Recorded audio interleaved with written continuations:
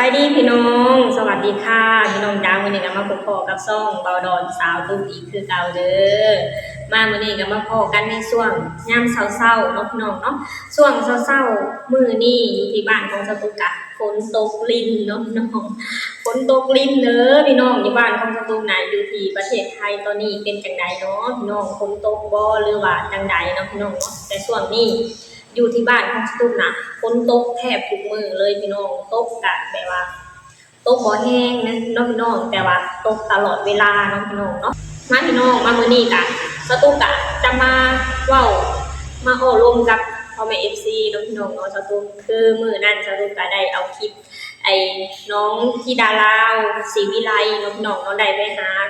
น้องอุ๋งอิงถึงบ้านเนาะพี่น้องเนาะก็ซึ่งเป็นภาพบรรยากาศที่ค่อนข้างอบอุ่นเนาะพี่น้องเนาะซึ่งครอบครัวของน้องอุ๋งอิงเพิ่นก็ได้มาต้อนรับน้องธิดาลาวด้วยแบบว่าด้วยความหักที่ค่อนข้างอบอุ่นเนาะพี่น้องเนาะซึ่งต่างคนก็ต่างดีใจที่ได้เห็นหน้ากันเนาะพี่น้องเนาะคือน้องธิดาลาวค่ะเพิ่นก็ได้เจอศิลปินที่เพิ่นชื่นชอบหรือไอดอล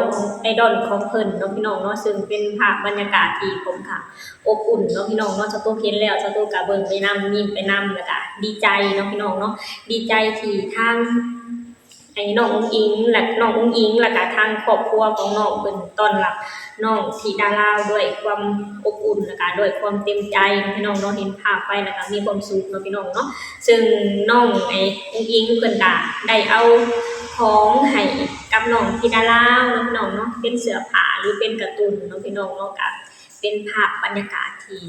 แสนอบอุ่นเนาะพี่น้องเนาะแล้วทางน้องธิดาลาวเพิ่นก็ได้ไปเจอศิลปินที่เพิ่นชื่นชอบเนาะพี่น้องเนาะก็จะแบบว่าดีใจแล้วก็โอบกอดทางพี่อุ๋งอิงเนาะพี่น้องเนาะซึ่งแบบว่าเป็นบรรยากาศที่แบบว่าดีนะพี่น้องสตูเห็นแล้วสตูก็แบบว่ารู้สึกอบอุ่นหัวใจแทนเนาะพี่น้องเนาะซึ่งน้องธิดาลาวเพิ่นก็แอบเขินนิดหน่อยเนาะพี่น้องเนาะซึ่งได้เจอคนที่เพิ่นชื่นชอบเป็นครั้งแรกเนาะพี่น้องเนาะซึ่งมื้อนั้นก็สตูเอาคลิปลงไปแล้วก็สตูก็แบบว่ามีทาง FC น้องธิดาลาวแล้วก็ทาง FC น้องอุ๋งอิงเนาะพี่น้องเนาะเพิ่นก็ได้มาติดตามช่องสตูเนาะพี่น้องเนาะสตูก็แบบว่าสตูดีใจเนาะพี่น้องเนาะสตูดีใจแล้วก็ตื่นตันนะดีใจแล้วก็ตื่นตันแล้วก็แบบว่าสตูมีความสุขนะพี่น้องที่แบบว่าทาง FC ของน้องอุ๋งอิงเนาะพี่น้องเนาะแล้วก็น้องธิดาลาวเพิ่นก็ได้มาติดตามที่ช่องของสตูเนาะพี่น้องเนาะซึ่งช่องของสตูก็เป็นช่องน้อยๆเพิ่นจะสร้างมาก็บ่กี่เดือนเนาะพี่น้องเนาะแล้วก็มีแบบว่าทางใน FC ของน้องอุ๋งอิงเพิ่นก็เมตตามาติดตามช่องให้สตูเนาะพี่น้องเนาะสตูก็ต้องขอบคุณเด้อที่แบบว่ามาติดตามให้สตูเนาะพี่น้องเนาะซึ่งน้องอุ๋งอิงเนี่ยก็เป็นศิลปินคนหนึ่งเนาะพี่น้องเนาะที่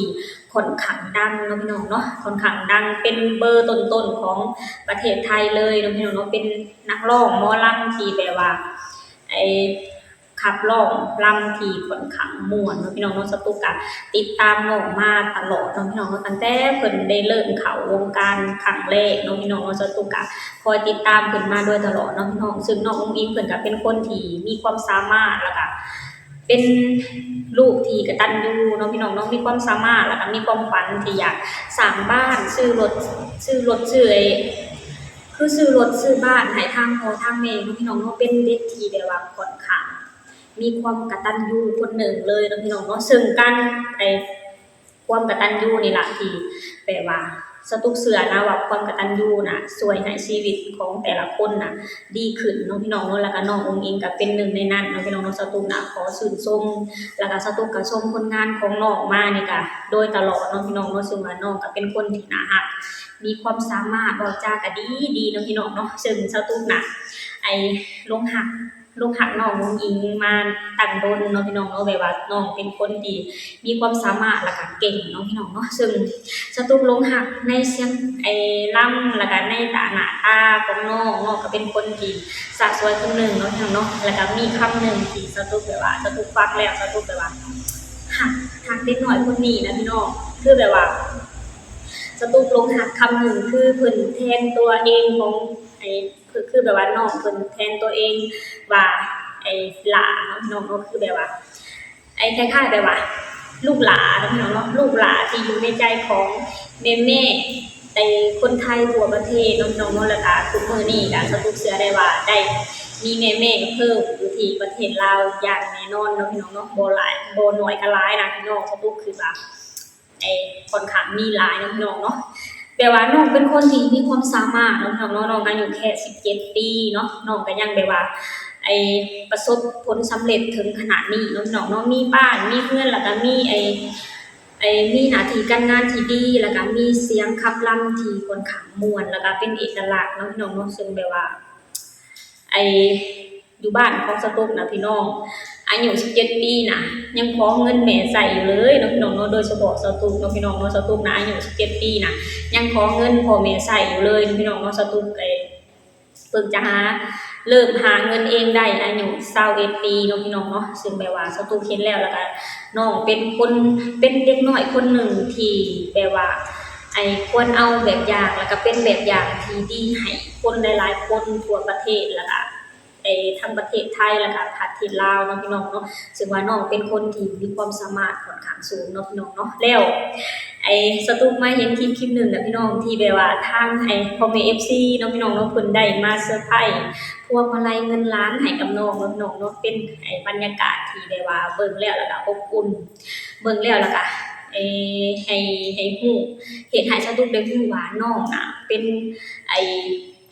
อีหลาเนาะพี่น้องเนาะเพิ่นแบบว่าน้องเป็นอีหลาอยู่ในใจของแม่ทั่วประเทศเนาะพี่น้องเนาะแบบว่าสตุ๊กได้แบบว่าสัมผัสได้ถึงความหักที่ทางแม่ FC มีให้ต่อน้องอุ้งอิงเนาะพี่น้องเนาะมาพี่น้องเดี๋ยวเรามาชมบรรยากาศที่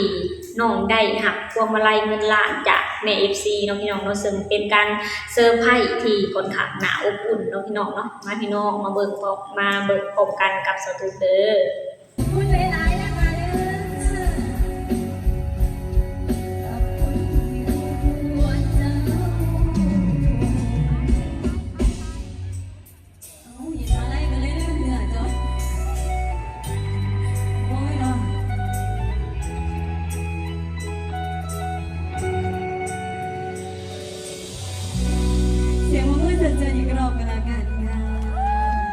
ขอบคุณค่ะขอบคุณมาลัยจากพ่อแม่ FC พลังเนี่ยทุกคนนะคะเด้อขอบคุณที่เอ็นดูอีหลาแล้วก็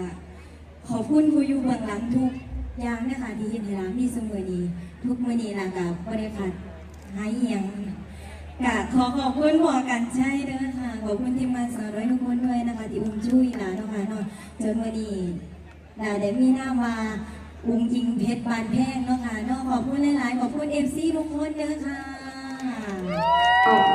เป็นตาหนาอบอุ่นเนาะพี่น้องเนาะซึ่งทางแม่ FC เพิ่นก็ได้เซอร์ไพรส์เนาะพี่น้องได้เซอร์ไพรส์น้องอุ้งอิงเนาะพี่น้องเนาะซึ่งแบบว่าเป็นบรรยากาศที่ค่อนข้างน่าอบอุ่นเนาะพี่น้องเนาะซึ่งแบบว่าแสดงให้เห็นว่า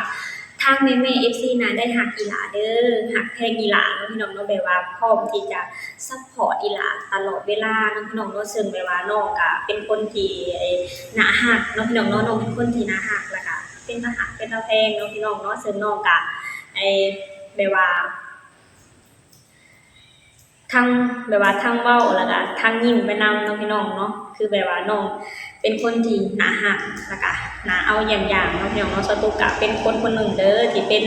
FC ของน้องอุ้งอิงเนาะพี่น้องเนาะเป็น FC ของน้องอุ้งอิงเพชรบ้านแพงเนาะพี่น้องเนาะและสตุ๊กก็จะแบบว่าติดตามผลงานของน้องมาโดยตลอดเนาะพี่น้องเนาะแบบว่า